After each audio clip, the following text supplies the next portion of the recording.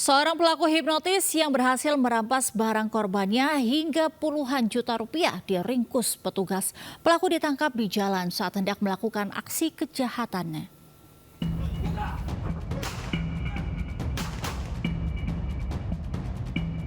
Satu dari dua orang tersangka pelaku kejahatan dengan modus hipnotis ditangkap tanpa perlawanan di Jalan Purnawirawan, Bandar Lampung, Provinsi Lampung. Tersangka yang sudah diintai polisi ini diduga hendak menjalankan aksi kejahatannya dengan modus hipnotis dan memilih korbannya secara acak di jalanan. Penangkapan tersangka berawal dari laporan salah satu korban. Kepada polisi, korban mengaku hendak pergi ke pasar lalu dihampiri pelaku dan mengajak korban naik ke dalam mobilnya. Lalu kedua pelaku yang di dalam mobil mengajak ngobrol dan meminta seluruh barang milik korban. Tanpa sadar, korban memberikan uang tunai 25 juta rupiah dan cincin emas seberat 15 gram. Setelah barangnya dirampas, korban diturunkan paksa di tepi jalan. Sadar menjadi korban hipnotis, korban langsung melaporkan kejadian ke Mapolsek Terbanggi Besar. Sama didatangi oleh pelaku, diajak naik mobil, jadi mau ke pasar, ternyata di dalam mobil dipretelin, baik itu cincin, kemudian ada uang yang di dalam tas juga dibawa, dan korban ditinggalkan di pinggir jalan. Dari penangkapan ini, polisi mengamankan 1 unit mobil milik pelaku, uang tunai dan ponsel serta pakaian yang digunakan pelaku. Saat ini, polisi masih memburu 1 tersangka lain yang menjadi rekan pelaku. Dari Lampung Tengah, Lampung, Ferry Syahputra, iNews melaporkan. Pemirsa, seorang lansia ditemukan tewas di rumahnya di Desa Cihampelas, Kabupaten Bandung Barat. Korban pertama kali ditemukan putri bungsunya di kamarnya dengan sejumlah luka.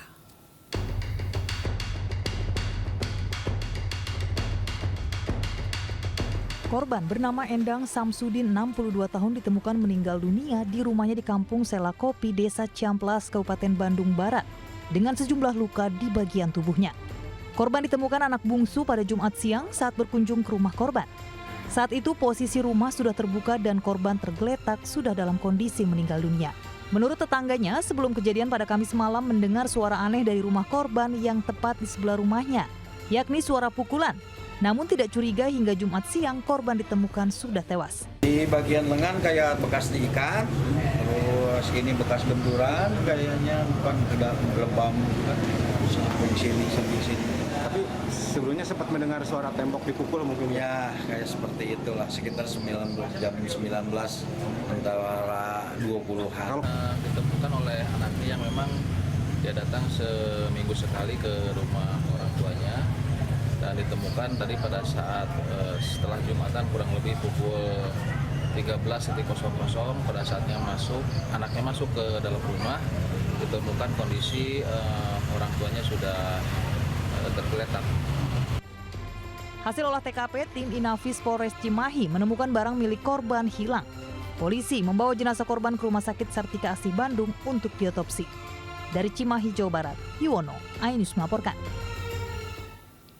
Pemirsa, kurang dari 24 jam, Satreskrim Polres Madiun berhasil menangkap 2 dari 3 pelaku komplotan pencuri yang aksinya terekam CCTV di Madiun, Jawa Timur. Ironisnya, salah satu pelaku pencurian adalah oknum caleg asal Kabupaten Madiun, Jawa Timur yang akan berlaga pada pemilu 2024 mendatang.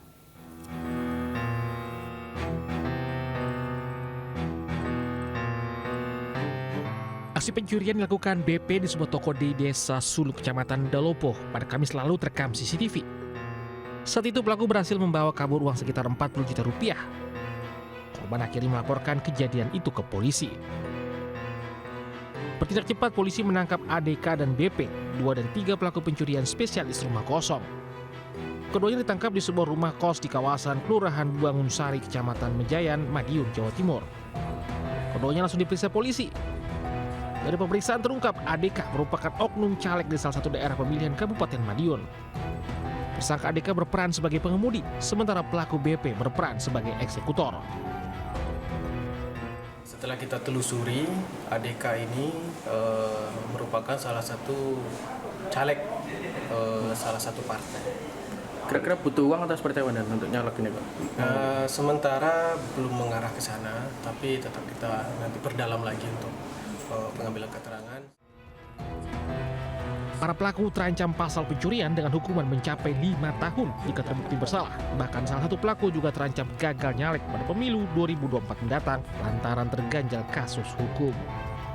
Dari Madiun, Jawa Timur, Arif Wahyu Effendi melaporkan. Kita beralih ke informasi lainnya. Pemirsa, banjir bandang menerjang 6 desa di Bojonegoro, Jawa Timur. Selain itu, banjir bandang juga memporak-porandakan kawasan wisata alam berupa sumber mata air Grogolan Bojonegoro.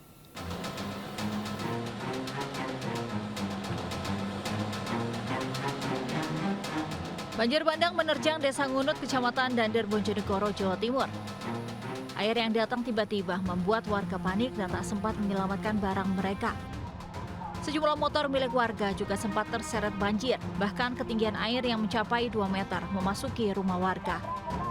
Selain Desa Ngunut, ada 5 desa lainnya yang tersapu banjir. Beruntung, banjir bandang hanya berlangsung 2 jam hingga warga bisa langsung membersihkan lumpur sisa banjir. Belum diketahui kerusakan akibat banjir bandang ini. Berapa lama tadi hujannya? 1 jam. 1 jaman ya? Iya. Memang sering ya di sini kena banjir? Sering ya? Ini dari mana airnya? Airnya dari arus sungai sana. Dekat sini sungainya ya? Iya. Selain itu, banjir juga menyapu kawasan wisata alam sumber mata air Grogolan yang terletak di kawasan hutan lindung Desa Ngunut, Kecamatan Dander. Derasnya terjangan air membuat sejumlah lapak para pedagang maupun pelampung untuk mandi di sungai hanyut terbawa arus. Beruntung saat kejadian berlangsung, lokasi wisata alam ini sedang sepi. Banjir bandang di awal musim hujan tahun ini termasuk yang terparah. Dari Bojonegoro, Jawa Timur, Dedi Mahdi, iNews melaporkan. 1 orang tewas dan 14 lainnya masih hilang akibat longsor menerjang Desa Simangulampe, Kecamatan Bakti Raja, Kabupaten Humbang Hasundutan, Sumatera Utara. Korban ditemukan sudah tak bernyawa, hanyut hingga kawasan Danau Toba.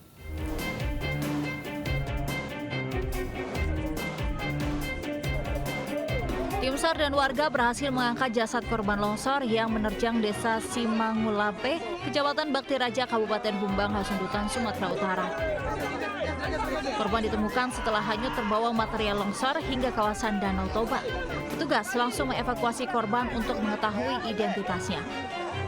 Sebelumnya, longsor menerjang kawasan Simangulampe dan menerjang sejumlah rumah. Longsoran yang juga membawa material batu membuat warga kesulitan mencari korban yang tertimbun. Hingga Minggu sore, 14 orang dinyatakan hilang. Jam 9 lewat, sekitar jam 10, tiba-tiba masyarakat mendengar gemuruh yang sangat besar dan masyarakat berhamburan. Tadi juga ternyata dikirakan itu ada bencana lain, ternyata longsor batu yang besar datang. Nah, mungkin batu-batu yang dari gunung sana keluar mengakibatkan tertimbunnya banyak rumah di bawahnya di dekat Danau Toba. Batu dari mana ini?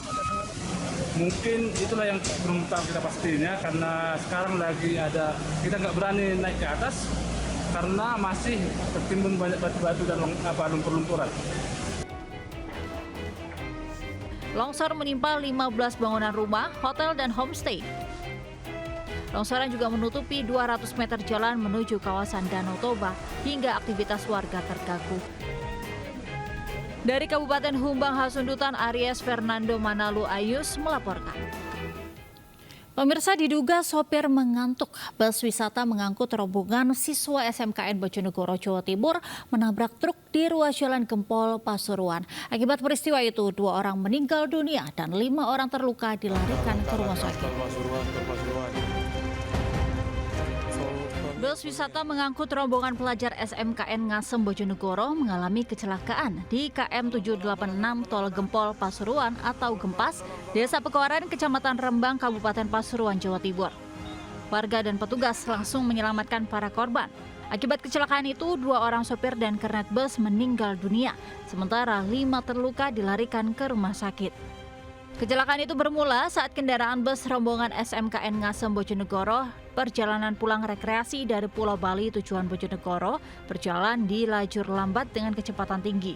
Di lokasi kejadian, sopir diduga mengantuk sehingga hilang kendali lalu menabrak kendaraan dam truk mengangkut yang berjalan di depannya.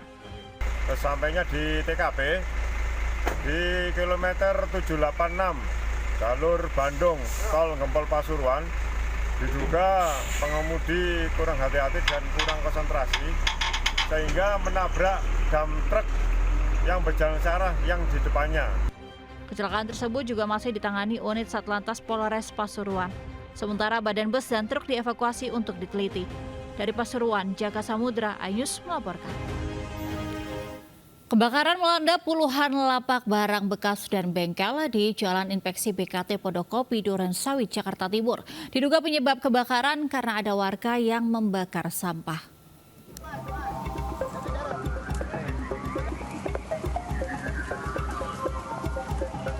Kepulan asap hitam pekat terlihat saat kebakaran terjadi di Jalan Inspeksi BKT Pondokopi, Durensawit, Jakarta Timur. Melihat besarnya api, beberapa orang warga panik dan langsung berusaha memadamkan api dengan alat seadanya. Banyaknya bahan yang mudah terbakar membuat api terus membesar. Akibat kebakaran ini, sedikitnya 10 lapak dan bengkel hangus terbakar.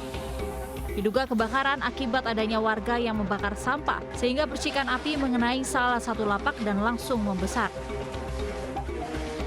Ini terbakar lapak-lapak ya, lapak-lapak ya, jual barang rongsokan lah. Nah, posisinya di belakang, persis di samping BKT, daerah Pondokopi. Kalau untuk kejadian sini gimana? Untuk kejadian awal muasalnya saya belum sedang kita tanyakan ke warga untuk penyebab awalnya. Namun demikian warga laporan dari Bumaspol juga laporan api sudah cukup besar. Sebanyak 36 personil petugas pemadam kebakaran dikerahkan ke lokasi. Setelah 2 jam, akhirnya api berhasil dipadamkan. Beruntung tidak ada korban jiwa dalam peristiwa ini. Dari Jakarta, Rio Manik, Ayus melaporkan. Sebuah gudang gas yang menyimpan ribuan tabung gas di Gerobokan meledak dan terbakar. Kobaran api terus membesar di areal gudang tabung gas yang berdiri di pinggir Desa Belor, Ngaringan, Gerobokan, Jawa Tengah, Jumat petang. Saat ledakan terjadi, para pekerja gudang tabung gas masih beraktivitas. Beberapa tabung gas ukuran 3 kg sempat terpental ke sawah sejauh lebih dari 15 meter. Para petani yang tengah berada di sawah langsung berhamburan menjauh dari lokasi. 2 unit motor ikut terbakar dan alami kerusakan akibat ledakan.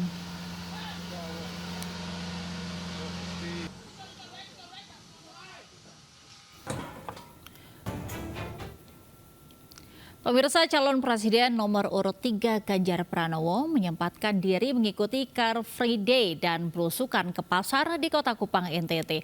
Ganjar juga diskusi santai di Keuskupan Agung ND Nusa Tenggara Timur dan napak tilas ke rumah pengasingan Bung Karno.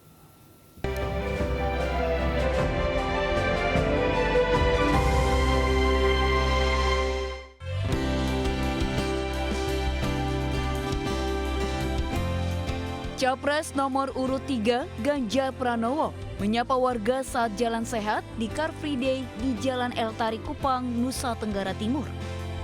Warga pun antusias berebut untuk berfoto dan bersalaman dengan Ganjar. Selain itu, Ganjar Pranowo juga sempat melakukan belusukan ke Pasar Impres Naikoten 1. Ganjar menyapa para pedagang dan mengecek harga-harga sembako.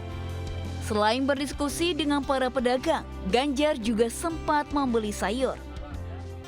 Gula pasir juga naik begitu, dan tentu saja ini yang segera mesti dikendalikan. Kalau yang di pasar itu. Saya berjanji sudah lama ke Rote dan saya harus menepati janji ini sehingga kita... Sementara Cawapres nomor urut 3 Mahfud MD melakukan silaturahmi dan deklarasi dukungan Ganjar Mahfud MD ke Pondok Pesantren Sulaiman di Desa Sukorejo, Trenggalek, Jawa Timur. Mahfud MD disambut oleh Kiai Haji Musyaroh, pengasuh pondok pesantren dan sejumlah kiai. Simpatisan Ganjar Mahfud pun hadir memadati area lokasi pondok pesantren. Dalam kesempatan ini, Mahfud MD meminta doa restu serta dukungan untuk Ganjar Mahfud MD. Dari Kupang, NTT, dan Trenggalek, Jawa Timur, tim iNews melaporkan.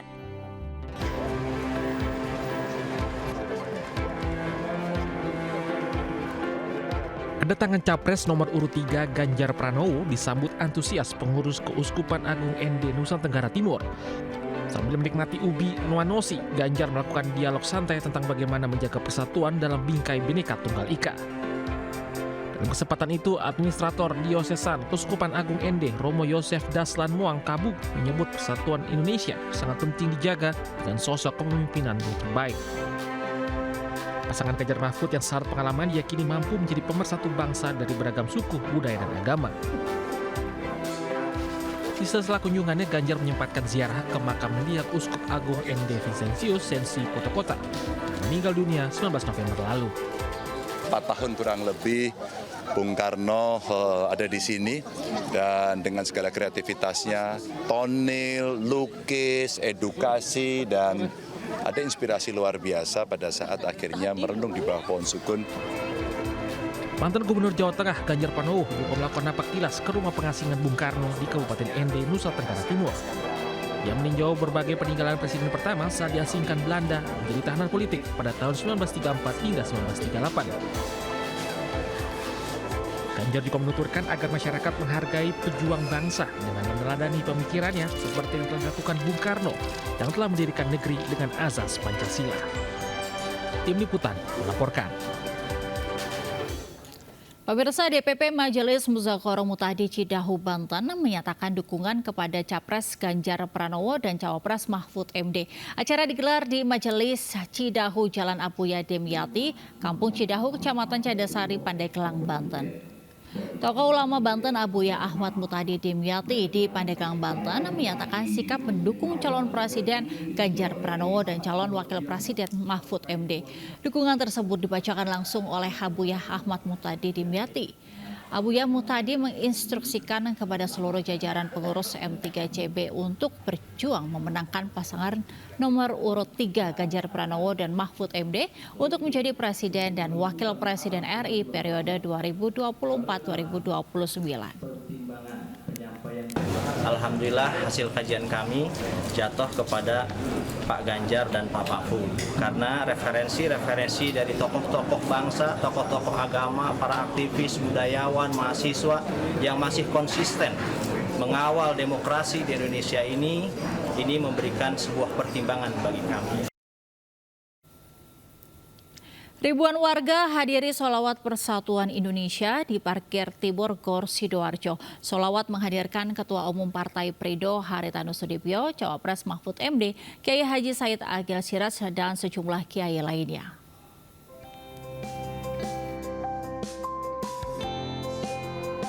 Ribuan warga menghadiri sholawat Persatuan Indonesia yang digelar MNC Media di lapangan parkir Stadion Delta Sidoarjo, Jawa Timur dalam rangka peringatan Hari Maulid Nabi Muhammad SAW Sabtu malam.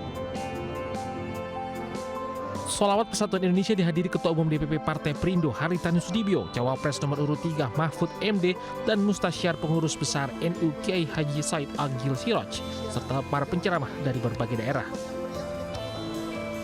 Para kiai mendukung pasangan Ganjar Pranowo dan Mahfud MD untuk memenangkan pemilu 2024. Sebagai Ketua Umum Partai Perindo, di sini kita selenggarakan sholawat Persatuan Indonesia. Kenapa? Karena melalui sholawat kita bisa disatukan. Setuju? Setuju. Ini sekarang sedang menghitung kemungkinan dan akan memperjuangkan pemberian gaji yang layak kepada guru-guru madrasah, kepada guru-guru pesantren, dan kepada para penjaga masjid yang menurut ukuran-ukuran tertentu memang layak untuk diberi dalam rangka menjaga persatuan dan kesatuan negara Republik Indonesia. Insya Allah dengan sholawat ini kita termasuk min ahli syafa'ah. Pak Mahfud MD, sahabat saya, orang Madura, Jawa Timur, yang sekarang masih menjabat sebagai Menko Polhukam. Insya Allah akan memenangkan menjadi wakil presiden Indonesia. Sholawat Persatuan Indonesia ini diharapkan bisa mempersatukan warga dan masyarakat Sidoarjo, khususnya dan masyarakat Jawa Timur pada umumnya saat memasuki proses kampanye pemilu 2024. Dari Sidoarjo, Jawa Timur, Tim Liputan melaporkan. Memasuki hari kelima kampanye, Capres nomor urut 1 Anies Baswedan mengajak simpatisan seTangerang, Banten menangkan Amin di kontestasi Pilpres 2024. Kemenangan akan menjadi jalan perubahan terwujudnya Indonesia adil dan makmur. Ratusan simpatisan antusias menyambut kedatangan Capres nomor urut 1 Anies Baswedan di Gor Gondrong, Tangerang, Banten.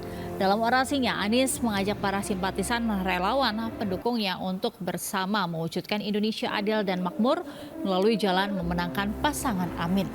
Jika terpilih, ia bertekad mewujudkan kemudahan biaya pendidikan, stabilisasi pangan, serta jangkauan kesehatan merata. Capres yang disusung 3 partai koalisi PKS, PKP, dan Nasdem ini juga mengajak para simpatisannya mengawal pemilu dan serta menggunakan hak pilih 14 Februari 2024. Dan semua menjawab karena ingin perubahan. Ketika melakukan perubahan perlu apa? Perlu kewenangan. Nah, kewenangan itu diberikan kapan? Kewenangan itu diberikan penentuannya pada tanggal 14 Februari.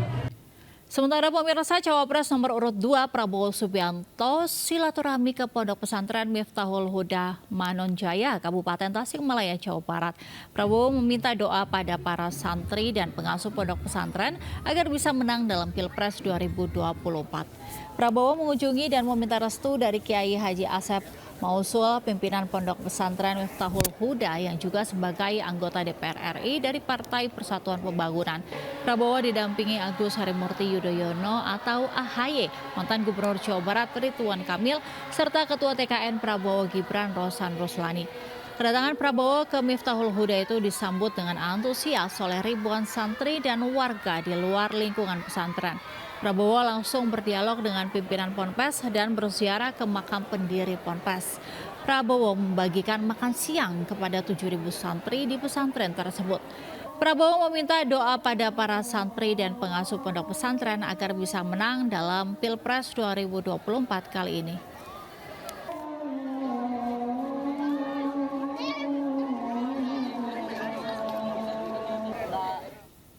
Pemirsa, ratusan orang dari Solidaritas Nahdliyin dan alumni Pergerakan Mahasiswa Islam Indonesia mendeklarasikan dukungan bagi pasangan Capres-Cawapres nomor urut 3, Ganjar Pranowo dan Mahfud MD.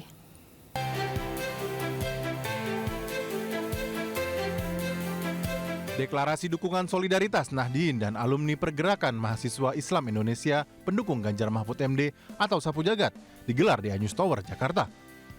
Deklarasi yang juga dihadiri Ketua Umum Partai Perindo Haritanu Sudibyo dan Dewan Penasihat TPN Ganjar Mahfud Yeni Wahid menambah semangat bagi pasangan nomor urut 3 untuk menang satu putaran.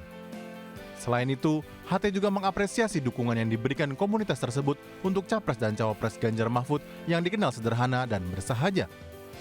Saya mengenal pribadi Pak Ganjar, saya mengenal pribadi Pak Mahfud, memang sederhana. Bukan ditutup-tutupi, memang sederhana.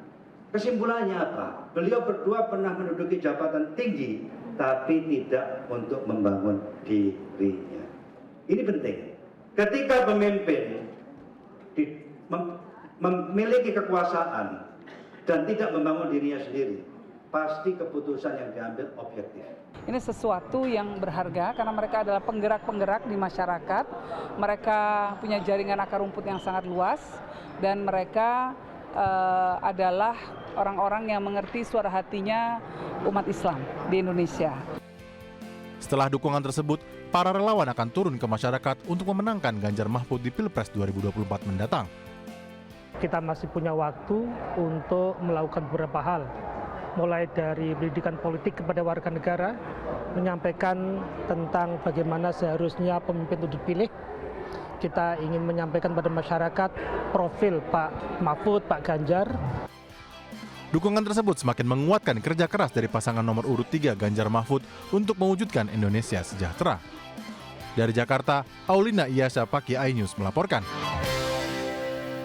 Kita ke informasi lainnya, pemirsa, layaknya di Eropa, hamparan bunga amarilis berwarna orange yang tengah mekar di Desa Salam, Kecamatan Patuk, Kabupaten Gunung Kidul, Yogyakarta viral. Hamparan warna orange bunga yang mekar sangat indah dan menjadi tempat istimewa untuk berfoto.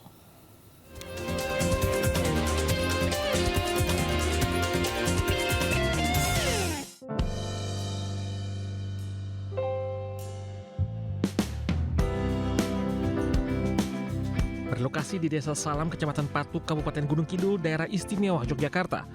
Kebun bunga Amaryllis yang hanya mekar sekali dalam setahun ini ramai didatangi pengunjung. Tiap akhir November hingga awal Desember, tanaman yang memiliki bunga berwarna oranye dan berbentuk seperti trompet tersebut akan bermekaran selama kurang lebih 3 minggu. Hamparan warna oranye ini pun sangat indah layaknya kebun bunga di Eropa. Melalui jalan setapak yang berada di tengah-tengah tanaman bunga, pengunjung bisa berjalan berkeliling kebun sambil sesekali mengambil foto. Selain itu, pengunjung juga bisa membeli bibit bunga Amaryllis, di mana untuk 3 bibit Amaryllis kecil dihargai Rp10.000. Hampir setiap tahun Mas saya kesini. Setiap kali bunga ini mekar saya pasti kesini. Itu biasanya mekar di bulan apa, Mbak? Di bulan November sampai dengan bulan Desember, Mas. Mbak, kalau restribusi sendiri tadi berapa, Mbak, masuknya? Untuk tiket masuk tadi per orangnya dikenakan Rp10.000. Bunganya itu dari 2002 merintisnya. Terus melentosnya itu kan 2015. Nah, terus sampai sekarang. Oke, Pak, dulu menyangka nggak bakal meletus sampai seperti kayak sekarang ini? Ya nggak menyangka. Wong dulunya itu cuman awalnya cuman buat jualan di pinggir jalan.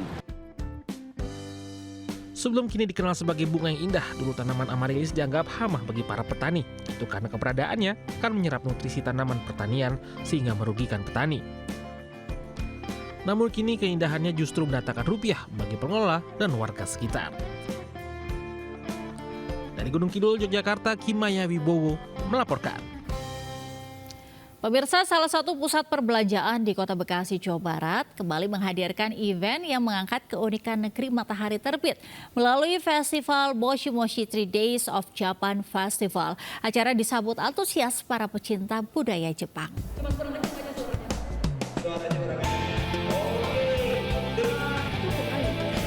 Moshi Moshi 3 Days of Japan Festival hadir di area Downtown Walk Sumarekon Mall Bekasi untuk menyapa warga Kota Bekasi dan sekitarnya dengan menghadirkan keseruan bernuansa negeri matahari terbit. Di sini pengunjung dapat melihat ragam budaya Jepang yang dihadirkan melalui artis performance, matsuri parade, bazar, cosplay live action hingga sejumlah kompetisi bernuansa Jepang. Pengunjung juga dimanjakan dengan berbagai kuliner khas Jepang yang autentik. Moshi Moshi 3 Days of Japan Festival ini memberikan keseruan tersendiri bagi para komunitas pecinta budaya Jepang.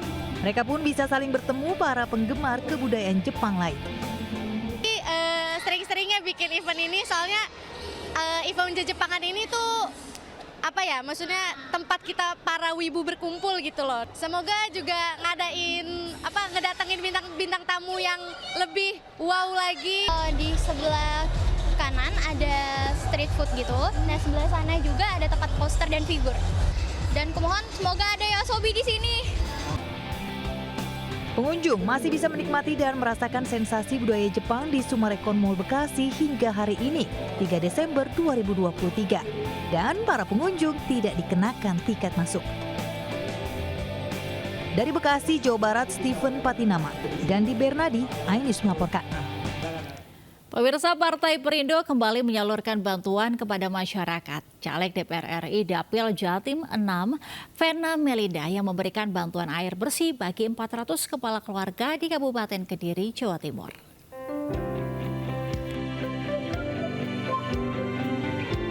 Kemarau panjang mengakibatkan 400 kepala keluarga di Desa Sepawon, Kabupaten Kediri, Jawa Timur krisis air bersih. Menindaklanjuti hal tersebut, Kartini Perindo Jawa Timur bersama caleg DPR RI Dapil Jawa Timur 6, Vena Melinda, melakukan penyaluran air bersih untuk memenuhi kebutuhan warga. Yang ternyata sekarang lagi krisis air. Jadi alhamdulillah nih Partai Perindo sudah berapa minggu ini ya, Mas Didi dan juga Mbak Yekti, 2 minggu ini aktif untuk memberikan bantuan air bersih kepada 400 kepala keluarga, nggih? Betul. Sangat terbantu, sangat berterima kasih kepada Partai Perindo sudah membantu untuk perairan di desa ini. Sebelumnya, caleg DPR RI Dapil 6 Jawa Timur Vena Melinda mengikuti senam Zumba bersama masyarakat di lapangan Desa Wonorejo Trisulo, Kecamatan Pelosok Klaten, Kabupaten Kediri, Jawa Timur. Dalam kegiatan tersebut, Vena juga menyampaikan sejumlah program dari Partai Perindo seperti penciptaan lapangan pekerjaan serta partai yang peduli terhadap rakyat kecil. Salah satunya pemberian gerobak Perindo yang diharapkan dapat meningkatkan taraf ekonomi masyarakat. Nah, untuk bagi pedagang terutama itu kesuksesan ya, terutama itu untuk penggantian gerobak Pak ya. Nah, gerobak itu mudah-mudahan bisa mendengarkan inspirasi kami yaitu Partai Perindo mendukung Capres-Cawapres Ganjar Mahfud MD dalam kontestasi politik 2024 mendatang. Partai nomor urut 16 ini akan terus turun ke masyarakat dengan program-program unggulannya. Dari Kabupaten Kediri, Jawa Timur, Afnan Subagio, iNews melaporkan. Sejumlah warga di Kabupaten Pasuruan, Jawa Timur menemukan seekor ular jenis sanca di sungai usai diguyur hujan lebat. Lintas Sayus Pagi segera kembali.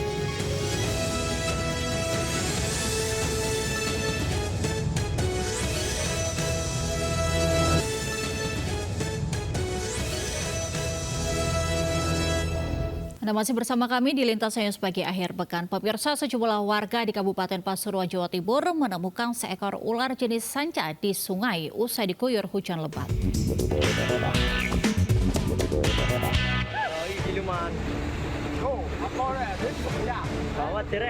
Warga desa Karangrejo, Kecamatan Gempol, Kabupaten Pasuruan, Jawa Timur digegerkan dengan seekor ular sanca yang muncul di bantaran Sungai Karangbangkal.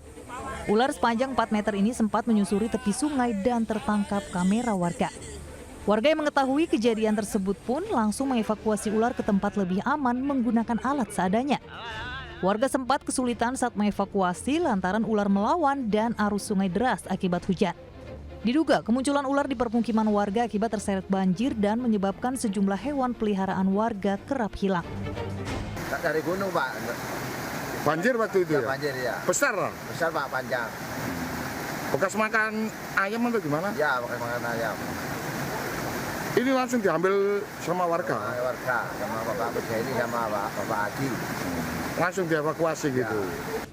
Ular kemudian diamankan ke rumah salah satu warga dan rencananya diserahkan ke pecinta reptil. Dari Pasuruan, Jawa Timur, Jaka Samudra, iNews melaporkan. Pemirsa, timnas Jerman keluar sebagai juara Piala Dunia U17 usai di partai final mengalahkan Prancis dengan adu penalti 4-3 di Stadion Manahan, Solo. Trofi Piala Dunia U17 diraih timnas muda Jerman setelah menaklukkan penantang kuat Prancis di partai final. Bermain di Stadion Manahan, Solo, Jerman unggul lebih dulu dengan 2-1 di babak pertama. Di babak kedua kedudukan sama 2-2 sampai akhir babak kedua hingga berujung ke babak adu penalti. Bagi Jerman, ini merupakan trofi Piala Dunia Junior perdananya. Pemirsa, ribuan orang ikut berlari dalam Ekoran Fest 2023. Selain untuk menjaga kesehatan, acara ini juga sebagai edukasi agar warga peduli lingkungan.